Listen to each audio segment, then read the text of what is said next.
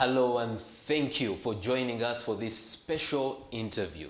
I'm your host, Iguma Gabriel, and today we have a conversation with a highly sought after Ugandan. He is the first ever honorary consul of Malaysia to Uganda. Al-Haj Habib Kagimu, welcome to CTV. Thank you very much. We're so glad to have you here. It's a great honor for me to be here. Thank you very much indeed. Yes, and dear viewer, COVID is real and it has wreaked havoc all over the world. So we encourage you to continue following the SOPs that have been given, and you can see the example of Al-Haj. But I would like to request that you take your mask off as we have this interview. I'll make sure that I stay on this side as you stay on that side of the set. Thank you very much. Yes, COVID is real, and for the sake of all the people in this country who have not seen me over the last 7 months, I had COVID as I left Uganda to Malaysia, and I went through Dubai, and amazingly, I caught COVID there. And I'm very thankful to the Malaysian SOPs, which include that even if you are a citizen or a resident like me, and you are coming back, you have to go through a quarantine period. That period was very, very vital because it helped me I had all the PCRs from Uganda to Dubai, and from Dubai they gave me one. But either on the last day or whatever, I managed, only God knows how, to catch COVID. And when I was in quarantine, they check you after 1 week, and they told me, you are positive.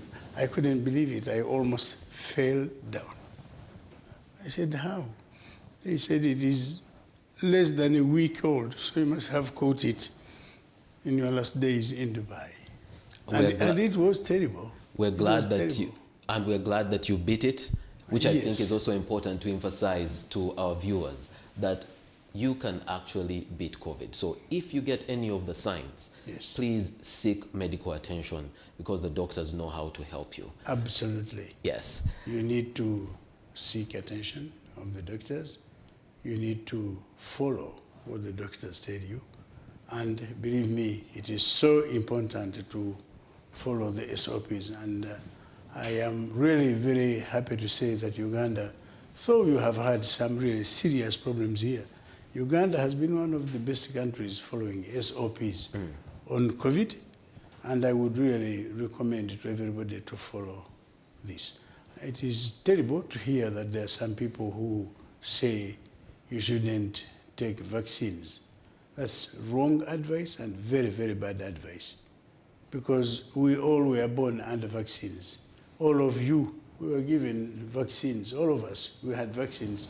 If you check on your left-hand arm, you'll find a sign there of a vaccine you are given when you were young. Onyankole used to say that. I was born in Ankole, so we knew how to go for the chikatu. But all our children, we had to take them for vaccinations. I don't see why some people say you can't vaccinate. I had COVID, I survived it, and they say I have protection just because of that. And even with that, I went and took the 2 injections of Pfizer again to make sure that I am protected again and protect the people I love and the people I live with. Excellent. Al-Haj, it's very good to have you in our studios today, and it already feels like we know you too well, but there are people who will watch us and do not actually know who you are. So how do you like to introduce yourself? I like to introduce myself as a very simple businessman, Al-Haj Habib Kagimu of Uganda and Libya, because I grew up in Libya. Most of the people know that I grew up in Libya. I studied in Libya. But simply, I'm a simple businessman who does my business here in Uganda and all over the world. I've been Business lucky. in Uganda and all over the world takes you out of the category of simple, though, doesn't it? Actually, even if you do business between all the continents of the world, you still remain simple because you should be simple, you should be humble. Yeah. There is nothing strange, there is nothing rocket science in doing business all over the world, especially now. These young people, they use their computers and their small phones, which have got extraordinary power. While they seated here, they can communicate with the entire world and they get everything you want. You can trade with China, seated here from your phone. You can trade with America. You can trade with Russia. You can trade with everybody. So You can trade with Malaysia. and you can trade, most importantly, in Malaysia, on your phone or go there physically. And to me, I consider that you still remain simple because you are still the same human being. A little bit, you may be doing business differently and in many different places than other people, but you should remain simple. All right. Let's try and visit your early days in business. How did you hone your business skills? Where do you cut your business teeth? You know, like everything we do in life, everything you do has an element of luck. My education is law and Sharia, actually. That's what I studied in Libya. But because I grew up in Libya, and many friends I had, and even the companies that employed me as soon as I left my work at the Uganda embassy, were involved in the oil sector. I became involved in oil trading, not for my own behalf, first for other companies. And then eventually, when I came back here, I found trading in oil was the easiest thing I could do. So I remained in that business. Okay. Habib Oil and Habib Investment, we do a lot of business, but oil is one of the most important one. Okay. And how did you end up becoming honorary consul, Malaysia to Uganda? Uganda and Malaysia are very good friends as countries. The Ugandan president and vice presidents have visited Malaysia many times to meet politically, but also to see opportunities that can be opened up between the two countries. And all this started especially during the time when Malaysia had this relationship with many African countries, opening up trade by meeting every other year in an African country under something called the Smart Partnership Dialogue. Right. And in Malaysia, the next year it would be in Malaysia, and it was called the Langkawi International Dialogue. That's why many African leaders and businessmen were invited to Malaysia to go and attend. That's how I started going there. It was in the year 2000 when I first went there, and with a lot of Ugandan businessmen. And we went there and we found that Malaysia is a beautiful country. First of all, it is beautiful by nature, the way it is, and it is very developed, very clean country, very nice, and had a lot of opportunities in trade and investment. They produce a lot of products which countries like Uganda need. So we saw it was an opportunity to do business with Malaysia, and we started like that. All but right. in Malaysia, once they saw that their business and Uganda is growing and they want to grow it further, they needed to have a representative here. Uganda had a representative in Malaysia who was a honorary consul lady who was representing Ugandan interests in Malaysia. Then Uganda opened up a fully fledged high commission in Malaysia.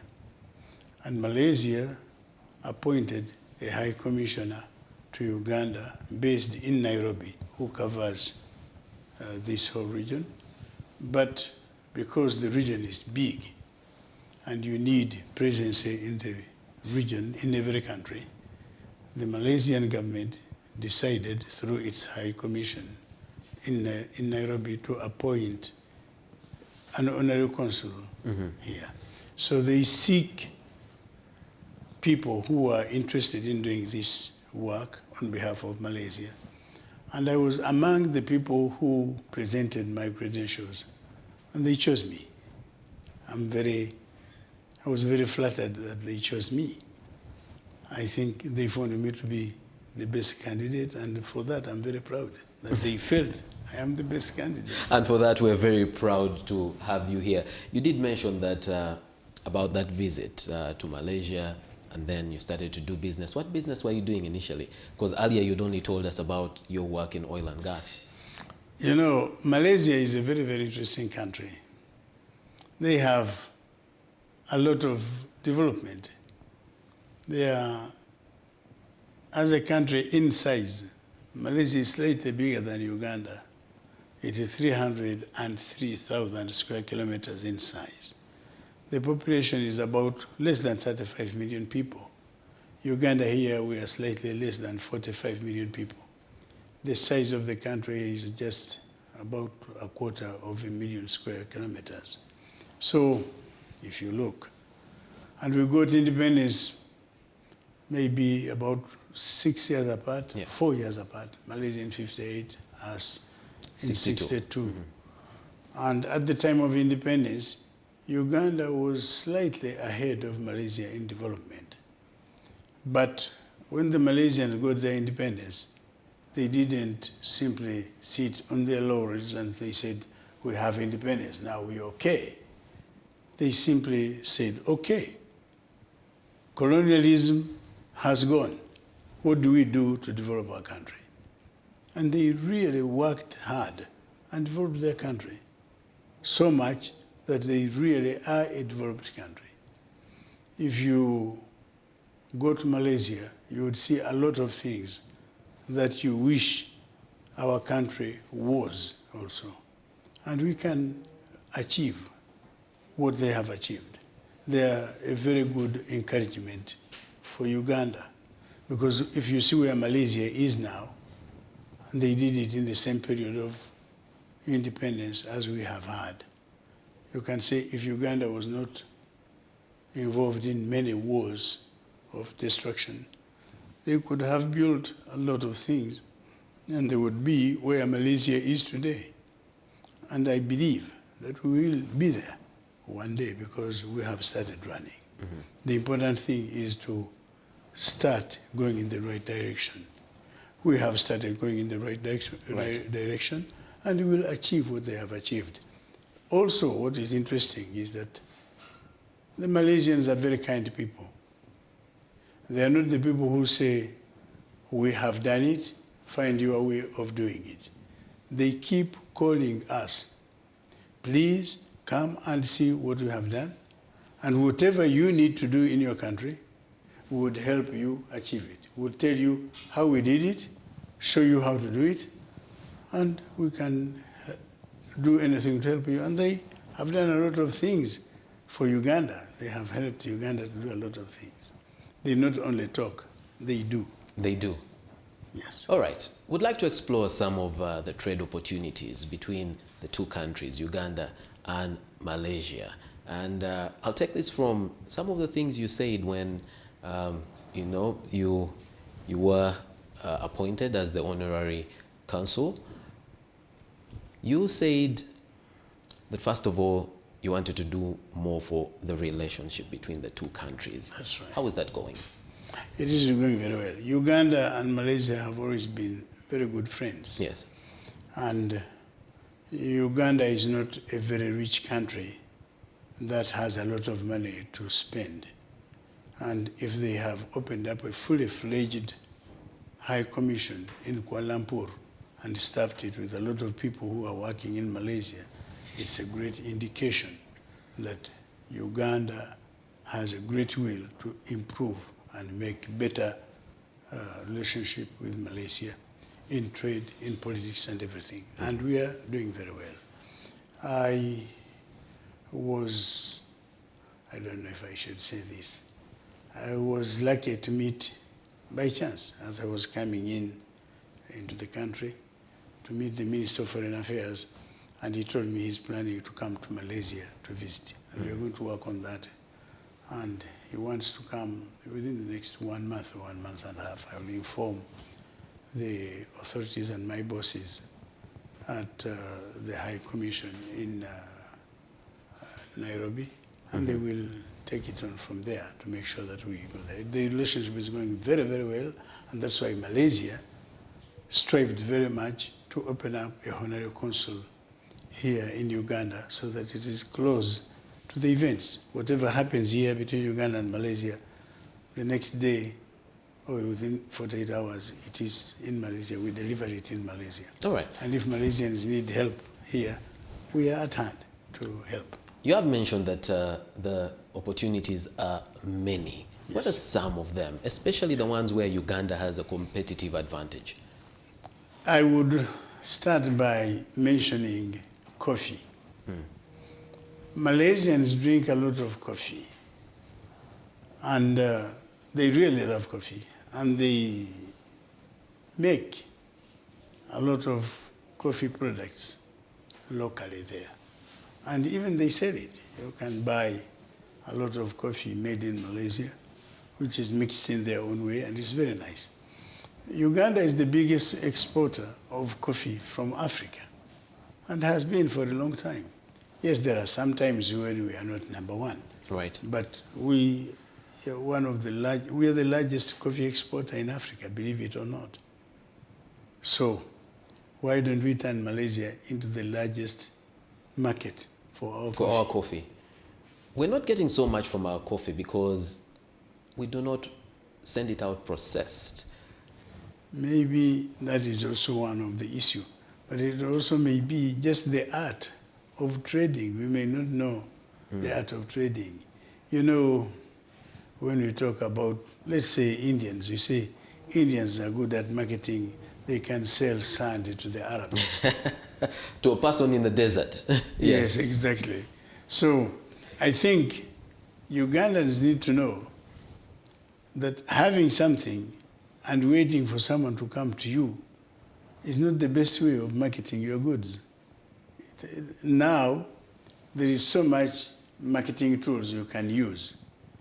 You know, the internet is there. You can use and market anything you want into the worldwide world.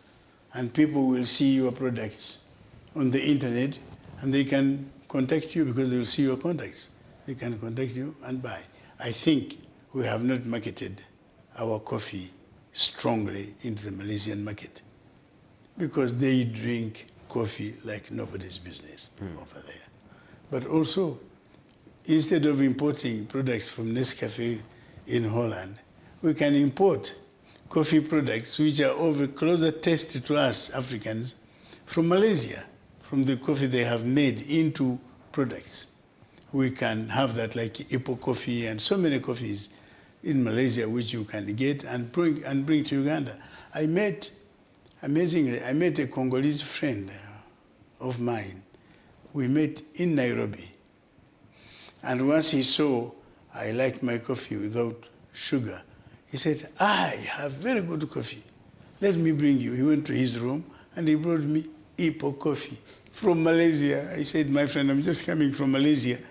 You have Ipo coffee from Malaysia? He said, this is my favorite coffee. I said, where do you buy it from? He says, I look for it wherever I travel in Europe. I find it from supermarkets and buy it and bring it to Congo. Now here is a Congolese man buying Ipo coffee from Malaysia, from Europe, from Belgium and from Paris. Why don't we import it here?